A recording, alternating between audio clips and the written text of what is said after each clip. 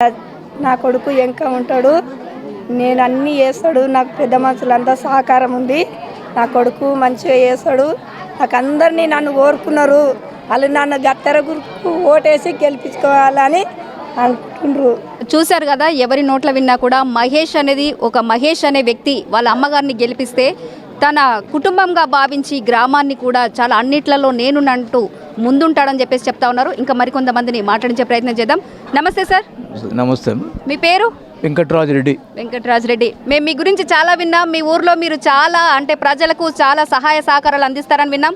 అలాగే మీరు మహేష్ గారిని కూడా బలపరుస్తున్నారని విన్నాం. ఈ గుజ్జల లక్ష్మమ్మ గారిని బలపరచడానికి కారణాలు ఏంటి సార్? గుజ్జల లక్ష్మమ్మను గ్రామ ప్రజలందరము ఐక్యంగా ఒక రోజు కూర్చొని నిర్ణయం చేసుకున్నాం. ఏంటంటే వాళ్ళ తనయుడు మహేష్ ఏ పదవి లేనప్పుడే ఊరు గుర్తింపు లేని ఊరుకు గుర్తింపుగా మొదలు కమాన్ కట్టించిండు. కనీసం పెద్ద పెట్టుబడి పెట్టి కట్టించిండు. రఘుపతి సర్పంచ్ కాగానే మొదటి రోజే హామీ ఇచ్చిండు. నీళ్ళ ప్రాబ్లం ఉండే అన్ని ట్యాంకులు ఇస్తున్నాడు. 6 ట్యాంకులు కట్టించిండు. చనిపోయిన వాళ్ళకి ఆయన సహాయం చేస్తున్నాడు. అందుకొరకే మేము ఆ మహేష్ని గుర్తింపు పెట్టుకొని ఎక్కువ మటుకు చేస్తుండని మేము లచ్చమ్మకు క్యాండిడేట్గా నిర్ణయించినాం. గతంలో చూడు మేడం, గతంలో అయితే ఎవరు ఏం చేయలేదు. ఈ ఊళ్ళో కోతుల బెడద చాలా ఉండే, చాలా అంటే 100 దాటిపోయినాయి. అప్పుడు అవతల ఎవరు ముందుకు రాలే. గత సర్పంచ్ రఘుపతి ఆధ్వర్యంలో ఒక 3-4 కలిసి కోతులంతా పట్టించి ఎక్కడో అది దుబ్బాక నుంచి ఒకరిని పిలిపించుకొని తిప్పల పడి కోతుల బెడద అందరికీ తెలుసు. అది ఎవరికి ముందుకు రాలే, ఎవరు ఒక రూపాయి ఇవ్వలే. అది సొంత 3-4 కలిసి ఊళ్ళో తిప్పలాడు కోతులను బయటికి పంపించి ఏర్పాటు చేసుకున్నాం. మళ్ళీ కొద్దిగా అయినట్టున్నాయి. అది ఏదో ఇప్పుడు మాకు అందరూ ఊళ్ళో సహకరిస్తే మొట్టమొదటి కోతులను మళ్ళీ ఉంచే జోలు లేదు ఇక అది. ఎందుకంటే కోతులు అందరూ ఇప్పటికే చాలా ఇబ్బంది పెడుతున్నాయి. గత సర్పంచ్ కూడా అనుకూలంగా ఊళ్ళో పనులు చేసిండు. ఊళ్ళలో సీసీ రోడ్లు కానీ, పోచమ్మ గుడి మీరు వస్తుంటే దారిలో పోచమ్మ గుడి కట్టడం కానీ ఇటువంటి మంచి మంచి కార్యక్రమాలు చేసిండు.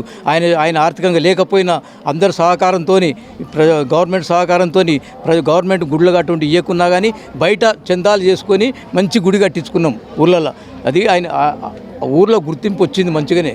అందుకొరకు ఏం చేస్తున్నా అంటే ఇప్పుడు కూడా రఘుపతి సహకారంతో, మేమందరి సహకారంతో లచ్చమ్మను మేమందరం కలిసి అత్యధికంగా ఓట్లు వేసి గెలిపించాలని గ్రామ ప్రజలందరికీ ధన్యవాదాలు. ముఖ్యంగా మా ఊరికి రవీందర్ రెడ్డి అనే యువకుడు వచ్చిండు. ఆయనకు ఊరు తరఫున అందరి తరఫున ప్రత్యేక ధన్యవాదాలు. ఎందుకంటే అన్ని మంచి పనులు చేపడుతుండు. ఇప్పుడు ఒక ఊరికి వచ్చి సర్వే చేసుకున్నాడు. ప్రతి ఇంటిని తిరిగిండు, గడప గడప అందరినీ మీ సమస్య ఏంది, మీ సమస్య ఏంది, మీ సమస్య లేనిది అందరి సమస్యలు ఆలోచన చేసి ఒక మళ్ళీ నిర్ణయానికి వచ్చిండు. ఇప్పుడు ఏ పేదింటి పిల్ల అయితే 50,000కి నిర్ణయం చేసుకున్నాడు ఆయన సొంత డబ్బులు ఇచ్చేటందుకు. తాగి ఇట్లే 50 ఏళ్లలోగా మరణించిన వాళ్ళకు 1,00,000 రూపాయలు ఇస్తాను హామీ ఇచ్చిండు. అవి మాట నిలబెట్టుకుంటానని మాకు నమ్మకం ఉంది. లైట్లు తెచ్చిపెట్టిండు సొంత డబ్బులతోని. అందుకొరకు రవీందర్ రెడ్డికి గ్రామం తరఫున ప్రత్యేక ధన్యవాదాలు తెలుపుతున్నాం. ప్రజలందరినీ మీరందరికీ తెలుసు, ఇంతకుముందు అందరికి ప్రతి ఊళ్ళో మనందరికీ తెలుసు మనం పెట్టుకున్న క్యాండిడేట్లే గెలిచిరని మీ అందరికీ తెలుసు.